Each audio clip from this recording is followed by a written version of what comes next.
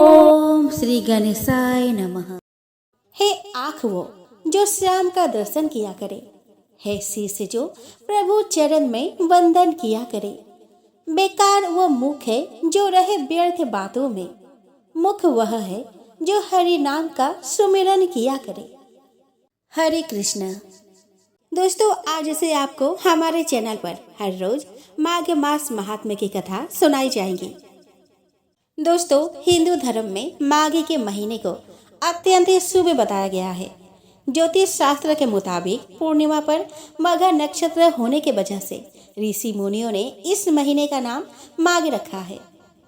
इस महीने हिंदू धर्म के कई प्रमुख व्रत और त्योहार जैसे कि बसंत पंचमी, षष्ठीला एकादशी, गुप्त नवरात्र आते हैं, जिनमें तीर्थ स्थान, दान और पूजा पाठ करने से व्यक्ति जन्म मरण के बंधनों से मुक्त हो जाता है और उसे मोक्ष की प्राप्ति होती है।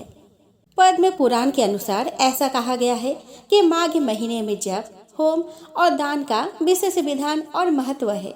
इस महीने में किए गए धार्मिक अनुष्ठान और मांगलिक कार्य सिद्ध होते हैं। विक्रम संवत के पंचांग के अनुसार प्रत्येक वर्ष माघ माह की शुरुआत मकर संक्रांति के दिन से ही होती है, जब सूर्य देव उत्तरायण में प्रवेश करते हैं। इस साल माघ माह का प्रारंभ 14 जनवरी से होगा और इसका समापन अगले महीने 12 फरवरी को होगा। मान्यताओं के अनुसार माघ माह के हर शनिवार को काले उड़द और काले तिल का दान करना शुभ माना जाता है। ऐसा माना जाता है कि इससे जातक को शनि देव की कृपा प्राप्त होती है, साथ ही उसे कंगाली से छुटकारा मिलता है। शास्त्रों के अनुसार माघ माह में प्रतिदिन शिवलिंग का काले तिल और जल से अभिषेक करने और मंत्रों का जाप करने से व्यक्ति को रोग दोषों से छुटकारा मिलता है। दोस्तों, माघ के महीने में पवित्र नदी में आस्था की डुबकी लगाने की परंपरा है। माघ में संगम पर कल्पवास करने की परंपरा है। कहते हैं कि इससे शरीर और आत्मा पवित्र हो जाती है।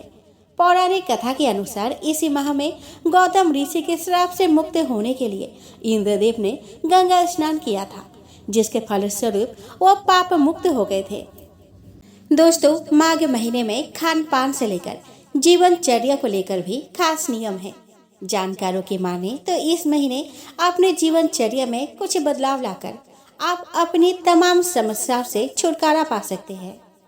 कहते हैं कि माघ के महीने में हल्का भोजन करना चाहिए। पूरे दिन में एक समय भोजन किया जाए तो आरोग्य की प्राप्ति होती है। माघ मास में तिल और गुड़ का प्रयोग बहुत ही लाभकारी माना गया है। इन दोनों चीजों को स्नान, दान, भोजन में इनका सेवन करना उत्तम फल प्रदान करता है। गर्म पानी को धीरे धीरे छोड़कर सामान्य जल से स्नान करना शुरू कर देना चाहिए।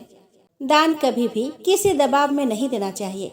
दान कभी भी ऐसे व्यक्ति को नहीं देना चाहिए जो कुपात्र हो। जो भी वस्तुएं दान में दी जाए वह उत्तम कोटि की होनी चाहिए। कुंडली में जो ग्रह महत्वपूर्ण हो उनका दान कभी न करे। दान में मांस, मदिरा आदि वस्तुएं नहीं दे तो उत्तम है। दान देते समय मन में हमेशा यह भाव रखें कि यह वस्तु ईश्वर की दी हुई है। यह सेवा या दान मैं ईश्वर को ही कर रहा हूँ या कर रही हूँ। तो आइए दोस्तों, अब हम श्रवण करें माघ मास महात्म्य की पहली अध्याय को।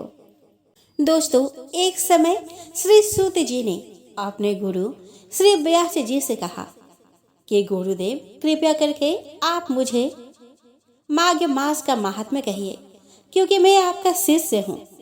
व्यास जी कहने लगे कि रघुवंश के राजा दिलीप एक समय यज्ञ के स्नान के पश्चात पैरों में जूते और सुंदर वस्त्र पहनकर शिकार के सामग्री से युक्त कवच और शोभायमान आभूषण पहने हुए अपने सिपाहियों से घिरे हुए जंगल में शिकार खेलने के लिए अपने नगरी से बाहर निकले। उनके सिपाही जंगल में शिकार के लिए मृग, व्याघ्र, सिंह आदि जंतुओं की तलाश में इधर उधर फिरने लगे। उस वन में वनस्थली अत्यंत शोभा को प्राप्त हो रही थी।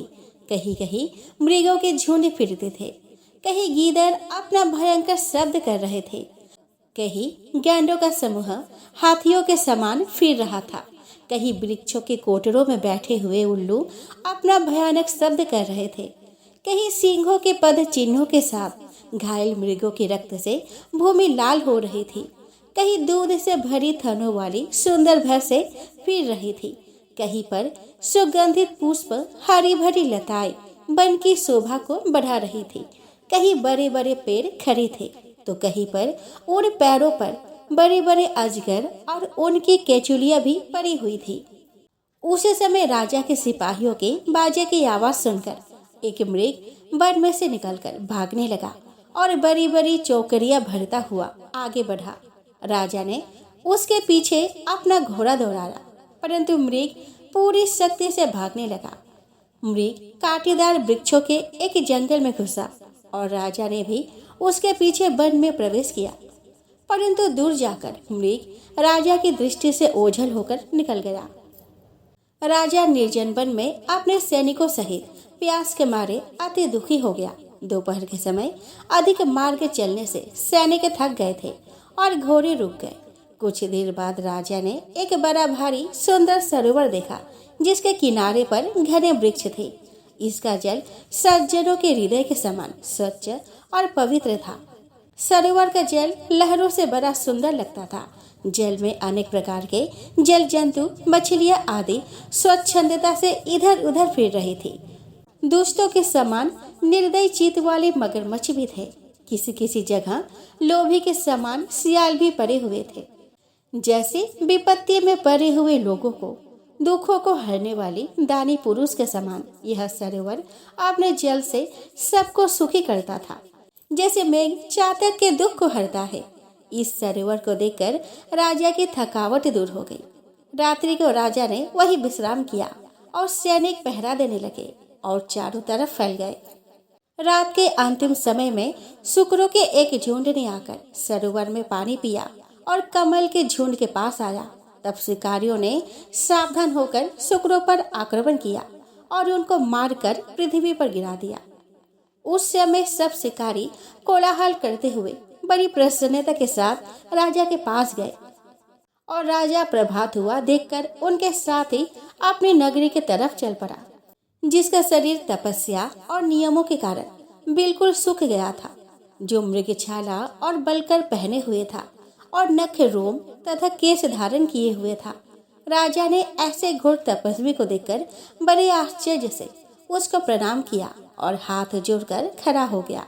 तपस्वी ने राजा से कहा, हे राजन, इस पुण्य सुबह माघ मास में इस सरोवर को छोड़कर तुम यहाँ से क्यों जाने की इच्छा करते हो? तब राजा कहने लगा कि महात्मन, मैं तो माघ मास में स्नान के फल को कुछ भी नहीं जानता। कृपया करके आप विस्तार पूर्वक मुझको बतलाइए।